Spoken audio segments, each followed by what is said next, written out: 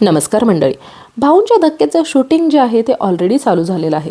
तर मित्रांनो, रितेश भाऊ यांनी तन्वी कोलते यांची चांगली शाळा घेतलेली आहे. आता नक्की काय झालं आहे ते आपण पाहूया. तर मित्रांनो, या आठवड्यामध्ये तन्वी कोलते बिग बॉसच्या घरामध्ये कॅप्टन होती. तर तिने कॅप्टन्सी बऱ्यापैकी चांगली निभावली, पण ती ऑफ ट्रॅकवर कुठे गेली?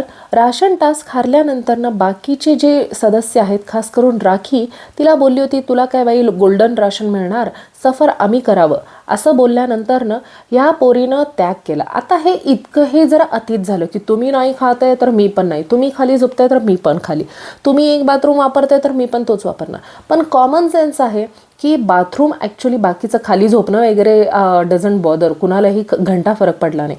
पण बाथरूम जर एकच असेल आणि ऑलरेडी एवढे 11 जण त्याच बाथरूममध्ये जात असतील तर बाई तुला एक वेगळा बाथरूम जनतेला अजिबात आवडला नव्हता. त्यामुळे आता रितेश भाऊ या विषयावरून चांगलीच तिची खरडपट्टी घेणार आहेत.